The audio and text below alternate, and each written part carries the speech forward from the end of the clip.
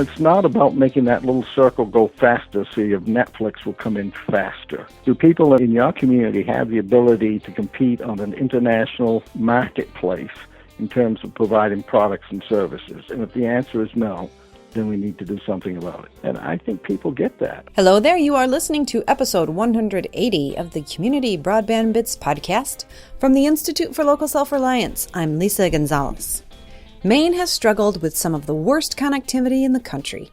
Much of the state is rural, and lack of investment from large private providers have left communities in the lurch.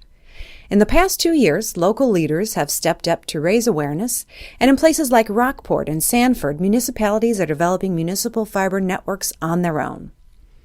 In episode 180, Chris talks with State Representative Norm Higgins. Rep. Higgins has been working on the connectivity issue and describes why and how he came to focus on broadband for his constituents. In this interview, learn a little about the progress and the process behind Maine's role in improving connectivity. Here's Chris speaking with State Representative Norm Higgins from Maine. Welcome to another edition of the Community Broadband Bits podcast. I'm Chris Mitchell, and today I'm speaking with Norm Higgins, the representative of District 120 in Maine's House of Representatives. Welcome to the show. Thank you. So, Norm, you came across our attention because you've been a person that I think is advancing very good, well-thought-out solutions in Maine to improve internet access. But I wanted to start by asking you to just tell me a little bit about why you ran for the House. I understand you're a retired educator, and I'm curious if internet access, improving it in Maine, was a catalyst for your decision to run for the House of Representatives. It was not the catalyst for me running for the House of Representatives. I've been retired several times, and we were in Florida for winters and decided we'd like to do something different with our lives. So we returned home, and I decided to run for legislature because I live in a very rural, economically disadvantaged part of Maine, and I wanted to try to take my life experiences and see if I could help contribute to changing the economic trend lines here to a more positive outlook, retaining our young people here. And so I ran my campaign about we can do better. And broadband was one of the issues that certainly I became aware of, but I thought surely after 4 decades in public education across the state and country that I'd probably serve on the education committee, but there really wasn't an opportunity to do that. So I was asked what else I might be interested in, and I thought, well, I'm interested in renewable energy. It seemed like a good committee to be on, and it was afterwards that I discovered it was energy, utilities, and technology. And when I started attending the committee meetings, I discovered there wasn't anyone on the committee that really had expertise in technology, and it was not an area that seemed to be getting much of any attention. And I thought, well, this seems like a good place to dive in and see what's going on. And so here, months later, here we are. So, and let me just say that you could have described 49 of the 50 states that way, I'm guessing. So it was an uncharted course for me, but it's been I've really enjoyed it. There's no question about the need here in Maine as it is across the nation, and in rural Maine in particular, we're a really poor business model for capital improvements. If you live in the more populous areas of the state, you have access to more services, and but here in Maine, rural Maine, we're really limited, and I think if it became clear to me that if we were going to become a vibrant community in the future, this was the one thing we could change. We can change our geography or our climate up here, or our road structure, but we sure the heck could change the access to communication. And so it's become a major passion for me here in the last several months. And let me ask you what role you think the legislature should play. I noticed that you are a Republican, and in much of the country we see Republicans arguing that government needs to do less. And I'm curious what role you think the state of Maine can play in terms of improving broadband.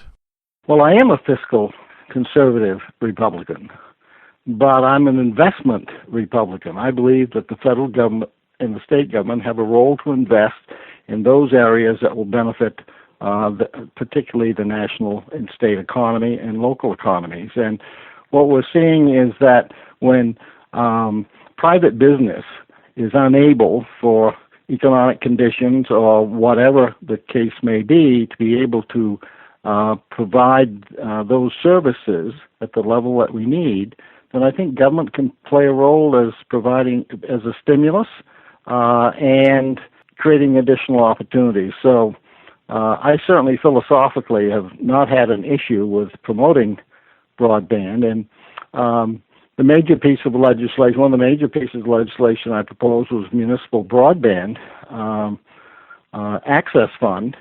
And I spoke to that issue on the House floor, and the vote was 143-0. So Republicans and Democrats, liberals and conservatives all recognize the need. The problem seems to be when we take a look at trying to develop policies or allocate funding to support these initiatives is where the real barriers seem to take place. Right. Actually, I would say that to the extent that we've seen a broad agreement on how to improve internet access around the country, it's often been that Republicans and Democrats have agreed to give money to incumbent providers. And I guess I'm curious why you've gone with the approach, frankly, that we're so supportive of. What's the promise of municipal broadband in your mind? The promise of municipal broadband is that the driving force behind it is not about economic profits. The driving force behind it is providing high-quality level of services that I often speak to groups talking about what we need to do is to go from worst to first. The dilemma we have now is the current providers will do marginal upgrades providing services, but it's never going to get us to be world-class where we can actually be competitive on the world markets, and I believe that's what we need to do. There's just no economic incentive for them to do that. So if they don't, then someone has to, and I believe those decisions are best made at the municipal level.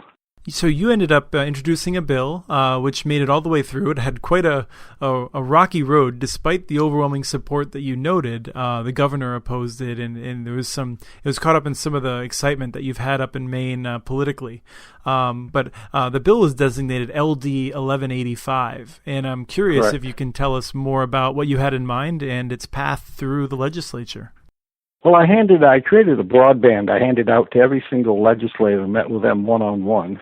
What I was promoting is that it would provide for planning grants for deep planning, or as I tell people, if you don't do deep planning, you'll be in deep trouble sooner or later. So it provided funds with a small matching fund to look at comprehensive planning around economic development goals in the community, but also educational, healthcare, public services, etc. They would complete this analysis and submit a plan to become a broadband certified community, and once they were, they could apply for $200,000 grant with some local match. That would get them started in looking at connecting core businesses and town centers, anchor institutions, government agencies, healthcare, etc. Never intended to reach the entire residential population, but it began that process. And that I thought teams of people at the municipal level were better able to do that. It was never intended that municipalities would actually run these systems. They would actually contract with professionals to design, implement, and manage these systems. But the ultimate control over it would be at the municipal level, meeting municipal objectives. And it would tie into our three-ring binder here, which is 1,100 miles of high-speed DAC fiber that runs throughout the state and runs right through my communities. And there's a very limited access to that. And that was the gist of what was being proposed, but obviously was viewed as a major threat to current providers, and there was significant opposition to the bill throughout the legislative session, and it did finally pass. The legislature overran governor's veto, but they stripped all the money out of it in the process. So we have a bill waiting for money, which is what we're currently doing, is trying to line up funds that are not state of Maine revenues to move into the planning process, which I think we're pretty optimistic we're going to be able to do that this spring. Right, I think you have a particularly fertile ground for this kind of approach because of the three-ring binder, and we just recently did an interview with Fletcher Kittredge in which he talked a little bit about that and what he calls the Maine model of the open access. Right. Did you anticipate this level of opposition, or did it take you by surprise? No, I did not anticipate the intensity of the opposition. And I think I was surprised by the fact that our administration saw this as a threat to the private business model. And so it's become somewhat difficult to do. And I think as I've reflected upon it, I began to feel like I was a one-man show on many days.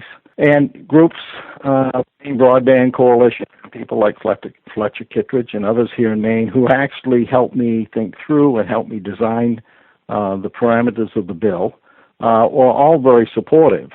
But they're on the outside, and this bill is tied up into the legislative process, which is another quite different process. And so I was taken back and surprised by that. And we have the framework of that. There are two other pieces of legislation. We actually passed 4 major pieces of legislation on broadband. I'm very proud that we did. One was to create broadband utility districts, which I think will be beneficial in the district in the future for multiple communities to come together. And can you tell me what that means? It allows bonding capacity, allows multiple entities come together and to have the authority to bond for capital expenses. That's new here in Maine. That's not been permitted in the past. So I think that came in more under the radar. We have another major bill, 1063, which was introduced by Representative Sarah Gideon, Democrat from Freeport, and that is to really increase the scope and level of services of Connect Maine to broaden their mission. They're just finishing that first 3-year triennial plan, which will be presented this Friday, in fact, to their board, which I think gives them a greater presence here. I had another bill in, 465, which there had been a 18 to 30% tariff or tax on the three-ring binder here in Maine, and that bill passed, and that tax ended on October 16th, and as a result of that, the company that manages it, Maine Fiber Company, has recently announced that they will provide $500,000 in incentives and discounted lease rates, particularly in the disadvantaged areas of Maine. So rather than charging an excess fee, we're now going to see a discounted fee. So I expect that will contribute to further development of the last mile here in Maine. Yes, I remember when that fee was tacked on, or the tax on the three-ring binder, it seemed to be just an opportunity for the existing providers to find a way of trying to artificially raise the cost of competition in communities that had no real choices, which I just thought was terrible, and I'm very glad to see that it's gone. Well, so am I. That's why I submitted the bill. As I started looking at this, there had been a recommendation to do that for 2 years, and it hadn't been acted upon. So we submitted a bill, and it actually got broad support in both houses, both parties, and was signed by the governor. So I think everybody recognized that was a impediment to broadband expansion here in Maine. Excellent. What kind of response have you had from constituents and other people across the state as you've elevated the internet access to such a high level? I mean, I do think you are a leader on this. However, there was a lot of bills that were introduced on this subject, so it was clearly a matter of interest across the state. I think it is. It's when I would approach people in the legislature and I would say, how do you feel about broadband in Maine? And everybody said, well, we need to do a better job. I would say, did you bring this up in your campaigns? And I found a vast majority of legislators, in fact, had talked about this on the campaign trail, but didn't seem to be translating that into public policy. So I find here in my own communities or wherever I happen to go to speak about broadband, I tell them it's not about making that little circle go faster so your Netflix will come in faster. I'm not concerned about if you have to wait a little longer. What I am concerned about is do people in this community, in your community, have the ability to compete on an international marketplace in terms of providing products and services? And if the answer is no, then we need to do something about it. And I think people get that. I have not had anybody tell me it's a bad idea, but it's difficult to break through that private ownership model here in this country. Yes, it is. Although I think Maine is really one of the leading states on new models to make sure that people have a real choice and that rural communities are not left behind. So I definitely want to celebrate your leadership on it.